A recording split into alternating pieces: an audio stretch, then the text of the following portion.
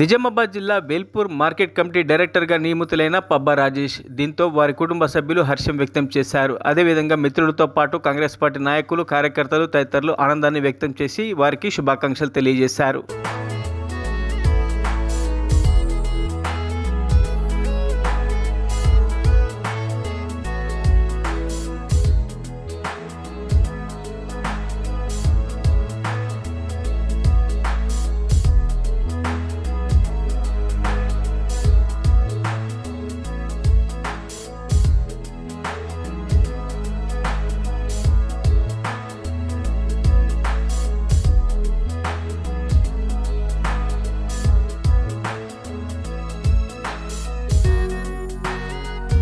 మరిన్ని అప్డేట్స్ కోసం మా ఛానల్ని సబ్స్క్రైబ్ చేయండి.